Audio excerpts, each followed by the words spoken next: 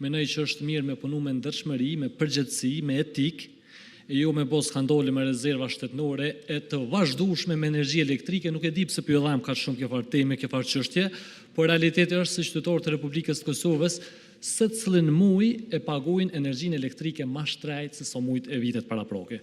Parimisht, nuk kemi asnjë problem me fitimin legjitim. Do të ishim krenor nëse këto miliona do të fitoheshin përmes prodhimit vendor, eksportit ose konkurrencës së ndershme në tregun ndërkombëtar. Por realiteti është tjetër. Milionat po fitohen duke dëmtuar drejt për drejt xhepin e qytetarëve të ndershëm të Republikës së Kosovës.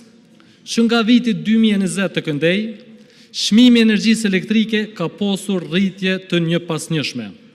Fillimisht mund ta lidhëm me krizën globale të shkaktuar nga agresioni rus në Ukrainë.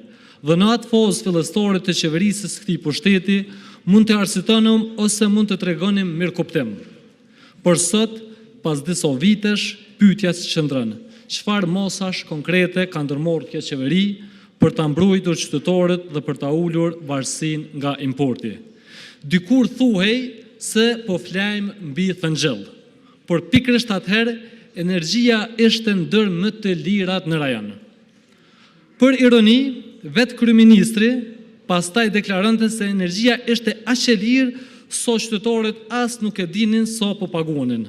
Pastaj erdhi koha e mosa mbështetëse, subvencionimi i pumpave termike e mjeteve të tjera të vitit 2022-2023. Pra në vend që të ulet varësia nga energjia elektrike, qeveria në mënyrë indirekte e rriti konsumin elektrik, sepse prodhimi vendor nuk kishte kapacitete prodhuese për ta mbuluar atë kërkesë. Rezultati ishte importi më i madh dhe çmimi shumë fish më i lartë.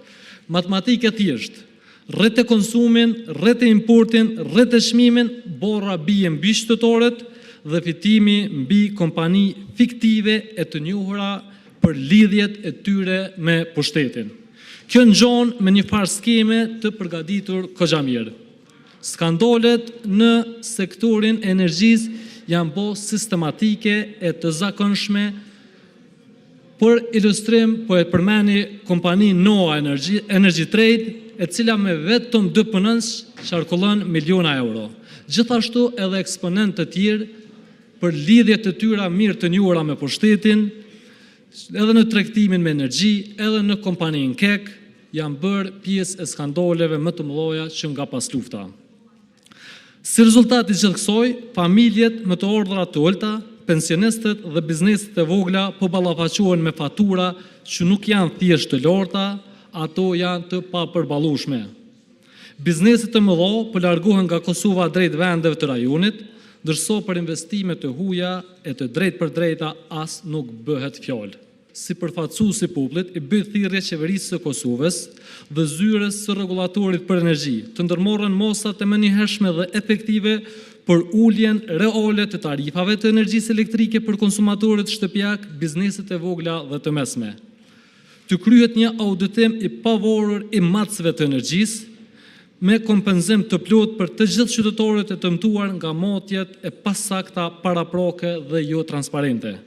Të sigurohet transparencë totale në procesin e faturimit, importit dhe tenderëve për blerjen e energjisë, duke publikuar të gjitha kontratat dhe çmimet. Të krijohen mekanizma efektiv për mbrojtjen e konsumatorëve dhe shqyrtimin e shpejtë e të drejtë të ankesave ndaj KEC-it dhe KESKO-s. Të hartohen plane konkrete dhe investime reale në prodhimin vendor të energjisë, duke përfshirë burimet e ripërtritshme në mënyrë që Kosova të dalë sa më shpejt nga varësia dhe nga importi. Si grup parlamentar i Partisë Demokratike të Kosovës, jemi të gatshëm të kontribuojmë me propozime konkrete, ekspertizë vendore dhe ndërkombëtare për të gjetur zgjidhje të qëndrueshme. Pra, kërkohet edhe përgjegjësi, edhe kompetencë profesionale, edhe angazhim e dedikim i serioz rreth kësaj çështje që është jetike dhe shumë e rëndësishme për shtetin e Kosovës, për qytetarët dhe për ekonominë në Republikën tonë. Tash e kuptoj gjuhën e pushtetit që në vazhdimsi për këtë temë sa herë është diskutuar e janë dekonspiruar rrjedha strategjia dhe mënyra e skandoleve të tyre që akuzojnë duke thonë se është privatizu Ketësi për 26 milion euro. Po du me dhonë përgjigjet edhe këtu. E pora, ju e keni pushtetin që 6 vjetë. Kontrotën e keni, është mirë me e morë, edhe se cila shkeli që është, unë njoftoj, ju inkurajoj, me deponu të organet e drejtësisë dhe se cili person, se cili individ, që ka bo keq menaxhim, ka abuzu me pozitë zyrtore me u përgjigj para ligjit edhe me morë shkimin e merituar. Po du me thonë që na e kujtojmë shumë mirë se si ka qenë rrjeti energjisë elektrike në vitin 2005, 2008, 2010. Dhe si është si rezultat e privatizimit të Ketësit. Pro, gjitha shtyllat elektrike dhe gjithë rrjeti është i ri. Gjithashtu, ka pos më investu 300-400 milion euro. Po ashtu, edhe subvencionimi që është në nga Qeveria e Republikës të Kosovës 40-50 milion euro çdo vit është ndërprej. Pro ka pos efekt pozitiv dhe përmirësime, energjisë elektrike është pagu shumë ma lirë sa që paguhet sot.